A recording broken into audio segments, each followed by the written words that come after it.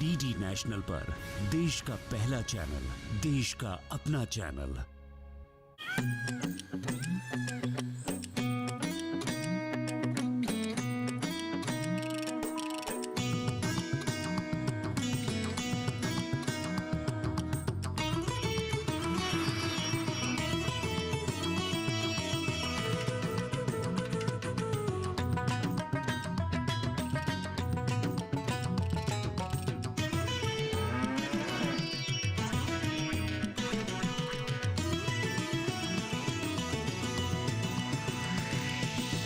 DD किसान, बदलते भारत की शान।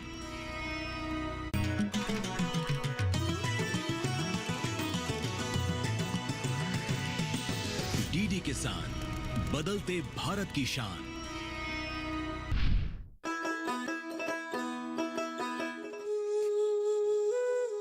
काशी, महादेव की नगरी। काशी, हिंदू आस्था का केंद्र। काशी, एक पुरातन नगरी से आधुनिक शहर में तेजी से बदलने वाला शहर। काशी, आध्यात्मिक ख्यालों और वैज्ञानिकता का शहर। काशी ने साल 2014 के बाद काफी बदलाव देखा है।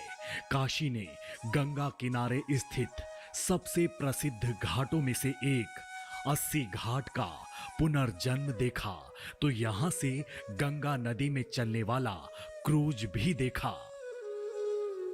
सरकार का दावा है कि बनारस को आधुनिक बनाया जा रहा है। वह तमाम मंचों से दावा करते हैं कि काशी में विकास की गंगा बह रही है।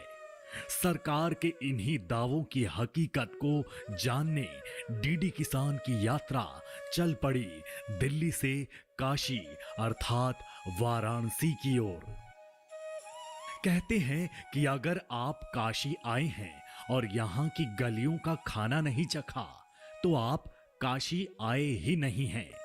हमने सोचा क्यों ना काम की शुरुआत करने से पहले यहाँ की मसालेदार सब्जी और करारी पूरी और जलेबी जैसे स्वादिष्ट पकवानों का स्वाद चखा जाए। हमने अपने मन की सुनी और दुनिया का सबसे बेहतरीन नाश्तों में से एक माने जाने वाले नाश्ते का स्वाद चखकर आत्मा को तृप्ति दिलाई। नाश्ता करने के बाद हम बनारस की सड़कों से होते हुए जब जयापुर की तरफ बढ़े तो हमें रास्ते में फूलों की दुकानें नजर आई। इन दुकानों पर हम रुके और इनसे बनारस के विकास और इस विकास में किसानों के साथ बात करनी चाहिए। उन्होंने हमें बताया आस्था के इस केंद्र को दुनिया भर में एक नई पहचान दिलाई है। इसमें शहर से लेकर गांव-गांव तक के लोग शामिल हैं। यहाँ काशी कॉरिडोर समेत कई मंदिरों को नए तरीके से बसाया गया है, जिससे फूल प्रसाद की दुकान चलाने वालों को काफी फायदा मिला है। आइए सुनते हैं एक फूल विक्रेता से कि बनारस में किस तरह से और कितना विकास हुआ है। बनारस को तो बनारस बना दी हो, लेकिन रह गई कि बनारस में इतने काम हुआ है कि शायद कोई दूसरा नहीं कर सकता है, समझे। हम लोग माली हैं, माला फूल बेचते हैं, किसान मंडी है, फूल मंडी है, माला मार्केट से आता है, काशी नगरी है, बाबा भोलेनाथ का मंदिर है, वहाँ पर माला पूरे उत्तर प्रदेश में जाती है। बनारस में बहुत ज़्यादा से ज़्यादा डेवलप हुआ है, बहुत अधिक से अधिक डेवलप हुआ है। जो अगर आदमी नून खा के किसी का हरामी कर दे तो गलत बात है। बिजली दिए, हर चीज दे रहे हैं ना, गरीबों को आज राशन दिए, राशन दे रहे हैं, पैसा भी दिए, क्या नहीं दिए, हर चीज दिए। लॉकडाउन लगल तो हर चीज देते आए ना, कोई सरकार तो इतना किया नहीं। ऐसा नहीं है कि इन फूलों की दुकान को केवल बुजुर्ग लोग ही चला रहे हैं। अब युवा भी इस स्वावलंबी रोजगार के कुमार माली से कि उनकी नजर में बनारस और बनारसियों की जिंदगी में कैसा बदलाव आया है। जब से मोदी जी आए हैं तब से माला फूल की बिक्री में जो है पहले से जस्ट दोगुना चौगुना बिक्री हो गया है। पहले तो माला बहुत कम बिकता था, लेकिन अब पहले से बहुत ज़्यादा बिक्री हो गया है। कभी कभी तो ऐसा होता है कि माला हम लोग को घट जाता है, 2 बार 3 बार 4 बार मार्केट जाना पड़ जाता है, और किसान खुद यहाँ पे माला ला के पहुँचाते हैं हम लोग के यहाँ। हम लोग की जो मार्केट है वो बनारस में मलदहिया पे है, हम लोग वहाँ से माला लाते हैं और यहाँ पे हमारा परमानेंट दुकान लगता है डेली का। और यहाँ पे बिक्री बहुत अच्छी होती है, पहले से बहुत ज़्यादा हो गया है। जब से मोदी जी आए हैं समझ लीजिए दोगुना क्या चरगुना हम लोग की बिक्री हो गई है, इसमें कोई दो राय नहीं है। हम लोग बहुत अच्छे से खुश हैं अब। या पहले क्या होता था कि पहले माला रख देते थे, दिन भर बिक जाता था, 2 4 5 माला बिकते थे, लेकिन अब क्या है कि अब तो 2 2 बार मार्केट जाना पड़ता है। अब आप लोग सोच लीजिए कि कितनी बिक्री पहले से हो गई है। माला कहाँ जाती बस पहले से पूजा पाठ ज्यादा बढ़ गया है, जब से मोदी जी आए तब से भाई पूजा पाठ हो गया बहुत। हम लोग को तो 22 जिस दिन रामचंद्र जी का वो था प्राण प्रतिष्ठा, उस दिन तो समझ लिया हम लोग के पास माला बचा नहीं, माला की तो बात छोड़िए, फूल तक नहीं बचा, इतनी बिक्री थी। बनारस से निकलकर हम पहुंचते हैं उस गांव में जिसे प्रधानमंत्री नरेंद्र मोदी ने गोद लेकर इसका स्वरूप ही बदल दिया।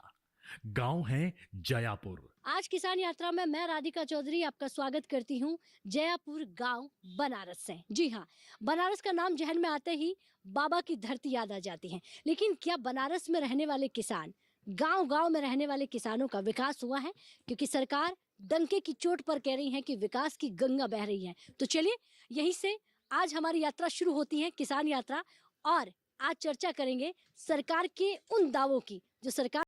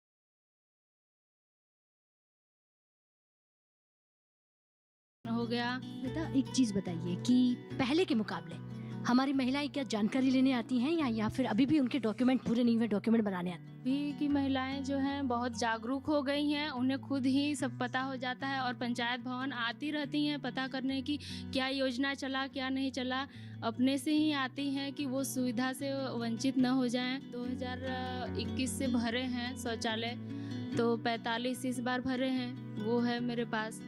और सारे लोगों को शौचालय मिल गया है जितने अपात्र थे, और सारे लोग पात्र हैं। पहले से ही यहाँ पर शौचालय था और जितने लोग पात्र थे उनको शौचालय मैंने दे दिया है, उसका फार्म भर दिए थे, सबको मिला भी है शौचालय। आवास भी सबको मिला है जितने लाभार्थी थे। विकलांग का अभी 5 लाभार्थी थे तो उनको भी अभी आया है 2 महीने पहले। जयापुर गांव की महिलाओं से बात करने के बाद हमने गांव में तैनात कई अधिकारियों से चर्चा की। इस चर्चा के दौरान उन्होंने बताया कि पिछले 10 वर्षों में गांव की दशा और दिशा दोनों बदल गई है। इस गांव को प्रधानमंत्री नरेंद्र मोदी ने गोद लिया था, तो इसे देश का सर्वश्रेष्ठ गांव बनना था। वह बताते हैं कि सरकार की तमाम विकास योजनाओं में ग्रामवासियों ने बढ़ चढ़कर हिस्सा लिया और आज जयापुर गांव भारत के विकसित गांव में से एक आता है। इस यात्रा के दौरान हम महिलाओं, किसानों और युवाओं से बात कर रहे हैं। क्यों ना अब एक बच्ची से पूछा जाए। मेरा नाम ज्योति शर्मा है, मैं सिरिया ग्राम की निवासी हूँ। मेरे अगल बगल विद्यालय जो भी हैं प्राइमरी एजुकेशन, उनमें बहुत सारे चेंजेस आए हैं जो कि सरकार तो हमें देती है, बट हमारे जो विलेज लेवल पे है जो चेंजेस हो जाते हैं, खाने वगैरह होते थे, लेकिन अब वो सिटी से डायरेक्ट हमारे गांव में आते हैं। तो उनमें कोई चेंजेस वगैरह नहीं होते हैं, जो डायरेक्टली बच्चों को डिस्ट्रीब्यूट किया जाता है, बांटा जाता है। एजुकेशन को लेकर हमारे एरिया में बहुत ज़्यादा परिवर्तन हुआ है। आज के एजुकेशन में जो हमारे पहले के पूर्वज या गार्जियन वगैरह थे, वो बच्चों को उतना प्रोत्साहित नहीं करते थे, चिल्ड्रन वगैरह को, कि वो पढ़ें लिखें, या फिर वो बच्चों को ज़्यादा उम्र तक, उनके किशोरावस्था आते आते तक वो उनको काम काज में ज़्यादा ढकेलते थे। लेकिन अब क्या है कि वो भी चाहते हैं कि उनके बच्चे पढ़ें लिखें और आगे बढ़ें। और हमारे एजुकेशन सिस्टम में जो हमारे प्राइमरी स्कूल है, वो पहले से और ज़्यादा राइट टू एजुकेशन एक्ट के तहत वो बहुत ज़्यादा डेवलप हुए हैं, जो कि हमेशा प्राइवेट स्कूल में जो बच्चों को सुविधा दी जाती थी, और वो प्राइमरी लेवल पे भी हर एक बच्चों को मिल रही है, वो आज एक सेम लेवल पे कम्पिटिट कर पा रहे हैं, जो कि हमारे डिस्ट्रिक्ट लेवल में बहुत हो रहा है। काशी सांसद ज्ञान प्रतियोगिता, काशी सांसद खेल प्रतियोगिता, काशी सांसद जो हमारी संस्कृति है वो प्रतियोगिता, और आज भी वो प्रतियोगिता BHU में बन रही है, जो कि बच्चों के बीच, जो कि प्राइमरी लेवल के बच्चे और CBSE बोर्ड सेंट्रल लेवल और स्टेट लेवल के बच्चे एक जगह पे अपने आप को कंपटीशन रख पा रहे हैं, दे पा रहे हैं, जो कि पहले नहीं होता था। किसान बताते हैं कि अब यहाँ पारंपरिक खेती से आगे बढ़कर फल, फूल और सब्जियों की खेती भी खूब की जा रही है, जिससे किसानों को अच्छा खासा फायदा हो रहा है।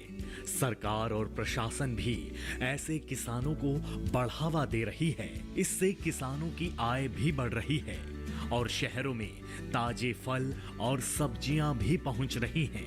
फल के विक्रेताओं से बातचीत के बाद डीडी किसान की यात्रा आगे बढ़ती है।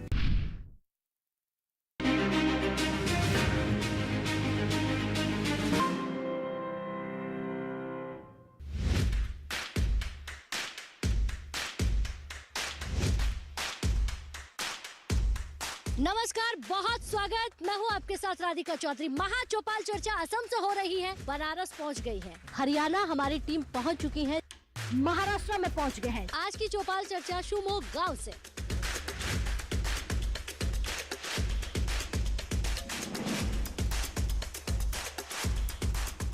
किसान की आमदनी दुगनी होती जा रही है। बदलाव बहुत आ गया खेती में। देखिए चौपाल चर्चा मेरे साथ। भारत के कोने कोने से देखिए कार्यक्रम चौपाल चर्चा, सोमवार, बुधवार और शुक्रवार सुबह 9 बजे सिर्फ दूरदर्शन किसान पर।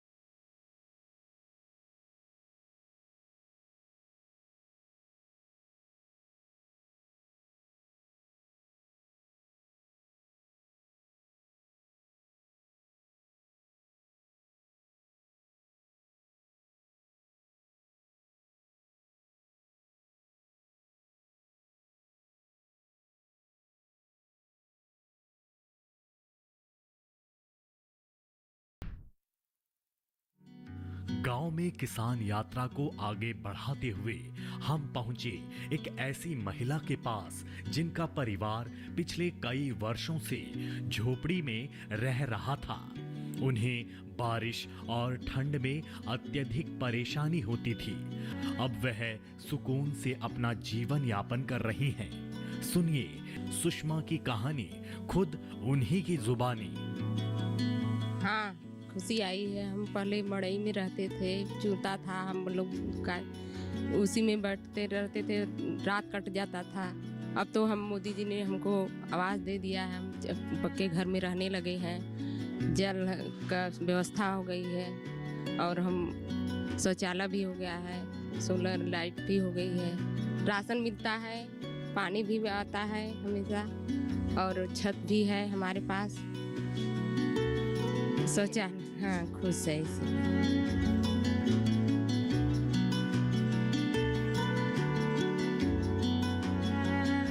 इसके बाद हम आगे बढ़ते हैं और हमें मिलता है जयापुर गांव का ही नहीं बल्कि वाराणसी जिले का पहला FPO। यहाँ से धान, गेहूं और सरसों के तेल समेत कई खाद्य वस्तुओं की पैकेजिंग होती है।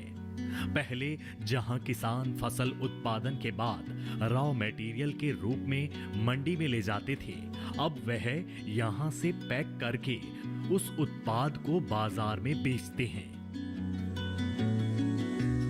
इससे उनकी आय भी बढ़ रही है। इसके साथ ही इस एफपीओ की खास बात यह है कि यहाँ गांव की महिलाएं काम करती हैं।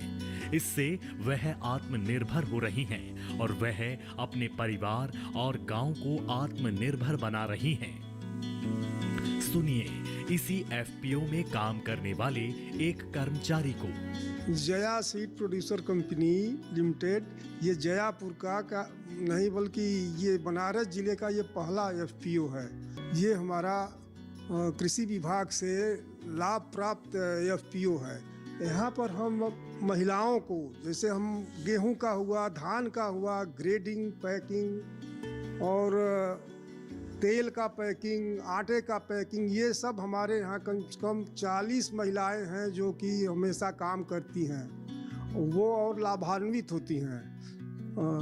हम किसानों को अपना बीज पैदा करके किसानों को देते हैं, किसानों से पैदा करवाते हैं, उसको लेते हैं, उसका पैकिंग करवाते हैं, मार्केटिंग भी करते हैं। आटे का, तेल का, चावल का और मशरूम भी उत्पादन अपने किसानों से करवाते हैं, सब्जी उत्पादन करवाते हैं, उनको मार्केट से ज़्यादा रेट मिलता है। यहाँ ये डेयरी उत्पादन का भी काम होता है हमारे यहाँ। हमारे 100 किसान हैं कम से कम, जो कि दूध ले आते हैं, दूध का अच्छा रेट लेते हैं।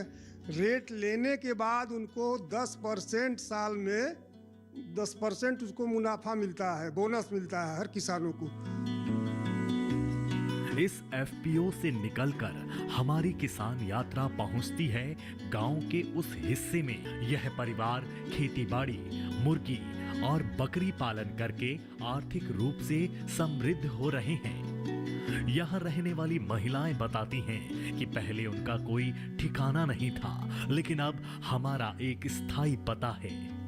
अब हम बड़े ही गर्व से अपना स्थायी पता बताते हैं और यह सब केवल और केवल प्रधानमंत्री नरेंद्र मोदी की वजह से हुआ है। आइए सुनते हैं इसी अटल आवास में रहने वाली कुछ महिलाओं से उनकी कहानी। ये पहले झोपड़पट्टियों में रहते थे, अब सच्चाई तो इन्हीं से जान लेते हैं। जी अच्छा, ये घर कब बना? 10 साल हो गल घर बनले। मोदी सरकार बनौलन, पहले हमने झोपड़ी में रहते रहे, तब बारिश हो तो वो सब भीजे टूटे, रात भर पानी छोपा। तो 10 साल हो गल बनले, अब तो बहुत बढ़िया घर द्वार बन गल, किचन, लैट्रिन, बाथरूम सब चीज। हम बनवासी हैं, राशन, घर, बिजली, बत्ती, सबलसेबुल, गैस सब मिलल है। मोदी जी का धन्यवाद, ये पर खुश है। पहले हम चूल्हे पे खाना बनाते थे, अब गैस पे बनाते हैं। मुझे आराम मिलता है इसलिए बनाते हैं। हमारी जयापुर की महिला चूल्हे पे खाना बनाती थी, लकड़ियाँ बीन बन कर खाना बनाती थी। जब से उज्ज्वल मिला है हमको, गैस पे खाना बनाते हैं और हम लोगों को बहुत आराम मिलता है। हमारे गांव में घर घर चूल्हा है, गैस चूल्हा सबको मिला है, सब लोग चूल्हे पे खाना बनाते हैं। अटल आवास से निकलकर किसान यात्रा पहुंचती है गांव के प्राथमिक स्कूल में। इस स्कूल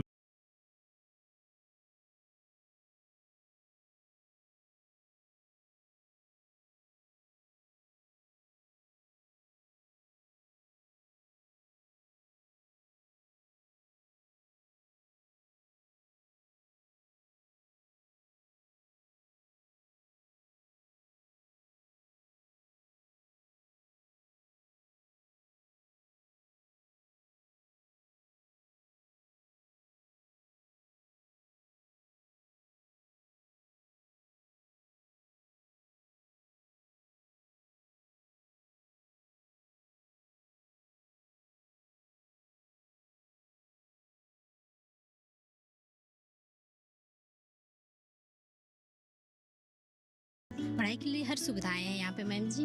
मेरा नाम ज्योति है। यहाँ पे प्राइमरी, हाई स्कूल और इंटर सारे कॉलेज, मतलब स्कूल और कॉलेज भी हैं। बच्चों को पढ़ने की सारी सुविधाएं हैं यहाँ पर। और मतलब कि ITI और क्या कहते हैं यूनिवर्सिटी ये सब और BSc मतलब ग्रेजुएशन की सारी डिग्रियां बच्चियां मतलब पढ़ने की सारी सुविधाएं यहाँ पर हैं बच्चों के लिए। और जयापुर गांव अब शिक्षा के मामले में कितना आगे निकल गया बाकी गाँव? पहले से तो बहुत आगे निकल चुके हैं। बच्चियां भी लड़कियों को अब यहाँ मतलब गांव में बच्चियों को पढ़ने के लिए भी सुविधा दी जाती है। बच्चियों को मतलब कोई पाबंदी नहीं लगाते हैं पढ़ने के लिए कि हाँ बच्चियां वहाँ नहीं जाएंगी पढ़ने, बच्चियां मतलब बाहर नहीं जाएंगी गांव से। सब मतलब पहले सब जागरूक हो चुके हैं पहले से। पढ़ाई के लिए भी हर चीज़ मिल रहे हैं। आपने पढ़ाई की है कहाँ तक? 8 में भी पढ़ रहे हैं। अच्छा पढ़ रहे हैं? हाँ। स्कूल कहाँ है? गाँव में ही है, दूर जाना? वहाँ पे मैचेडी पब्लिक स्कूल ब्लैक पे नहीं। तो इस गांव में विकास, क्योंकि जयापुर की बात हो रही है, माननीय प्रधानमंत्री जी के गोद लिए हुए गांव की बात हो रही है, तो चलिए आगे बढ़ते हैं और क्या मिल सकता है। यह गांव प्रधानमंत्री नरेंद्र मोदी द्वारा गोद लिया गया गांव है और इसे देखकर लगता है कि वाकई में PM मोदी का सपना देश के सभी गांव को ऐसे ही गांव बनाने का है। देखिए, चिलचिलाती धूप ये कहती है कि सिर्फ अन्नदाता ही मेहनत क्यों करे।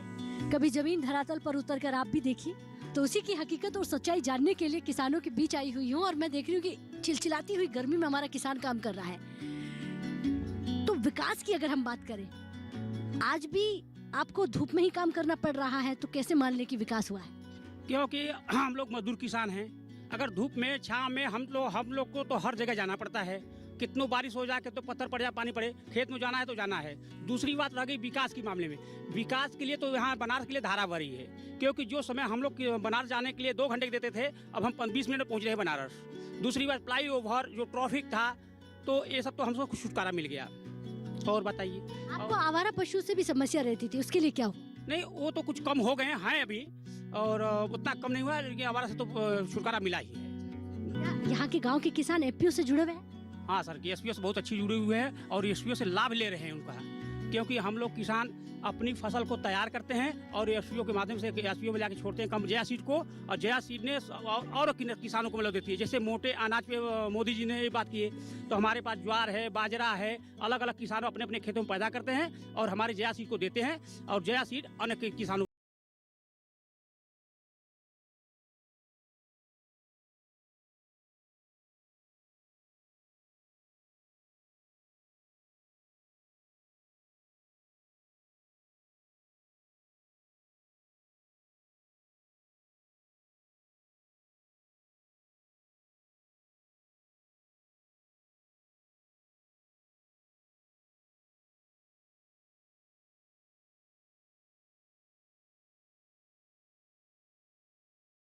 हो रहा है, कौन कौन सी गांव में योजनाएं आई हैं, उन सभी के बारे में उन लोगों को पता चल जा रहा है। ये समय गांव की जनता, गांव की महिलाओं एकदम जागरूक हो गई है। और मैं एक ग्राम रोजगार सेवक हूँ, यहाँ काम कर रही हूँ, तो मैं जान रही हूँ महिलाएं अपनी कार्य के प्रति कितनी जागरूक है। तो देखिए, विकसित भारत की बात करें तो हमारी विकसित आत्मनिर्भर महिला का कहना है कि जयापुर गांव जिस तरह विकास कर रहा है, पूरा बनारस विकास की गंगा में बह रहा है।